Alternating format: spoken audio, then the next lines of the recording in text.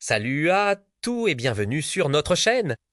Aujourd'hui, nous allons plonger dans l'une des histoires les plus fascinantes et inspirantes. De tous les temps, la vie du roi David est un récit de courage, de foi, de triomphe, mais aussi de chute et de rédemption. Un parcours incroyable qui a façonné l'histoire. Notre histoire commence dans les collines verdoyantes de Bethléem. Imaginez un jeune garçon, le plus jeune d'une grande famille, passant ses journées à s'occuper des moutons de son père. Ce garçon, c'est David, il n'était pas le plus grand, ni le plus fort de ses frères. Mais il avait quelque chose de spécial, un cœur courageux et une foi inébranlable en Dieu, dans la solitude des champs. Il a appris à jouer de la harpe, composant des mélodies qui apaisaient l'âme. C'est aussi là, face aux lions et aux ours qui menaçaient son troupeau, qu'il a développé un courage hors du commun. Il ne comptait pas sur sa propre force, mais sur la protection de Dieu pendant ce temps. Le royaume d'Israël était sous le règne du roi Saül, mais Saül avait désobéi à Dieu, et le prophète Samuel fut envoyé pour trouver un nouveau roi. C'est ainsi que Samuel arriva à la maison de Jessé, le père de David. Tous les frères aînés de David, grands et forts, furent présentés, mais aucun n'était choisi. Finalement, on fit venir David, le jeune berger, et contre toute attente, c'est lui que Dieu avait choisi. Samuel loignit comme futur roi d'Israël, un secret bien gardé pour l'instant. La renommée de David commença à grandir non pas sur le champ de bataille, mais en tant que musicien. Le roi Saül était tourmenté par un esprit mauvais, et seule la musique de la harpe de David pouvait l'apaiser. Le jeune berger fut donc invité à la cour royale. Il servait le roi, sans se douter que le destin le préparait à prendre sa place. C'est là que se noue l'un des plus grands défis de sa vie. L'armée d'Israël faisait face à son plus grand ennemi, les Philistins. Et parmi eux se tenait un champion redoutable, un géant nommé Goliath.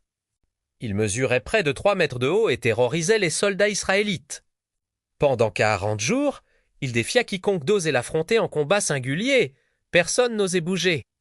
C'est alors que David, venu apporter des provisions à ses frères sur le front, entendit les insultes de Goliath contre son peuple et son Dieu, son sang ne fit qu'un tour.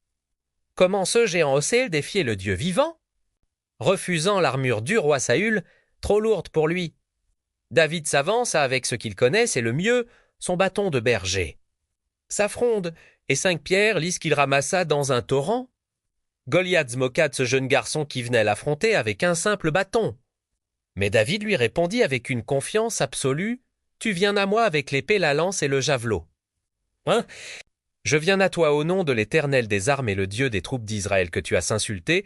David plaça une pierre dans sa fronde, la fit tournoyer et la lança. La pierre frappa le géant en plein front, et Goliath s'effondra. Ce jour-là, le jeune berger devint un héros national. Sa victoire sur Goliath fit de David une célébrité. Partout où il allait, les gens chantaient ses louanges.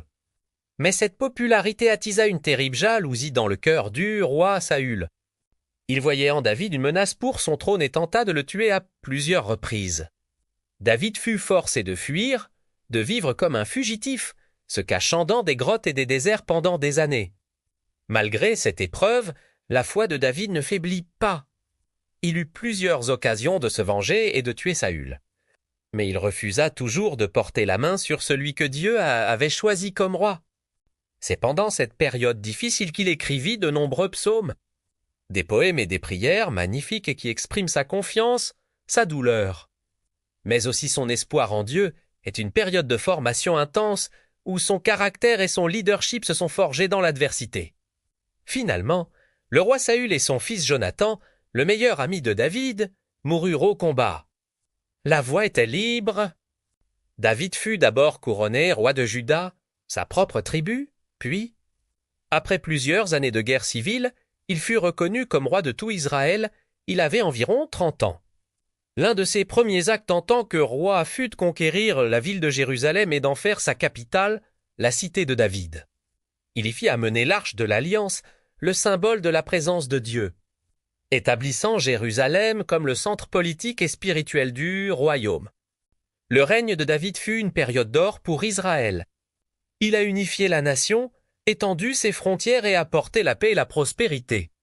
C'était un roi juste, un chef militaire brillant et un administrateur compétent.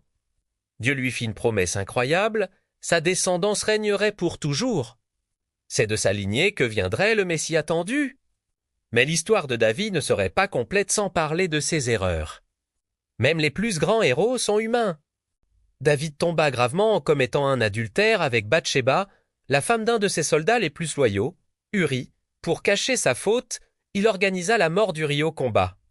C'est l'un des passages les plus sombres de sa vie.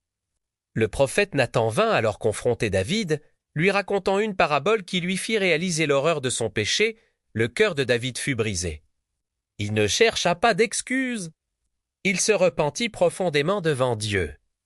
Le psaume 51 est le témoignage poignant de ce repentir, une prière pour le pardon et la purification.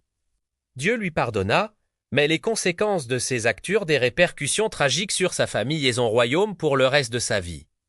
Malgré ses fautes et les drames familiaux qui s'ensuivirent. David resta un homme selon le cœur de Dieu, non pas parce qu'il était parfait, mais parce que son cœur revenait toujours vers Dieu dans l'humilité et le repentir. Il a régné pendant 40 ans, et avant de mourir, il prépara tout pour la construction du temple de Jérusalem. Un rêve qu'il ne put réaliser lui-même, mais que son fils Salomon accomplirait. L'histoire de David est intemporelle. C'est l'histoire d'un jeune homme ordinaire choisi pour un destin extraordinaire.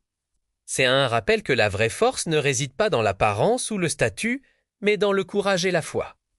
C'est aussi une leçon sur la nature humaine, notre capacité à atteindre des sommets de gloire, mais aussi à tomber très bas. Et surtout, est une histoire de grâce et de pardon, montrant qu'il est toujours possible de se relever et de revenir vers Dieu, peu importe nos erreurs. Voilà pour ce voyage à travers la vie du roi David.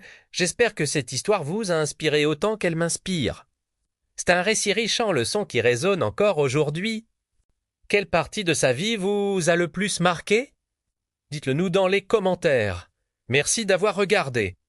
Si vous avez aimé cette vidéo, n'oubliez pas de laisser un pouce bleu, de vous abonner à la chaîne et d'activer la cloche pour ne manquer aucune de nos prochaines explorations historiques. À très bientôt pour une nouvelle histoire.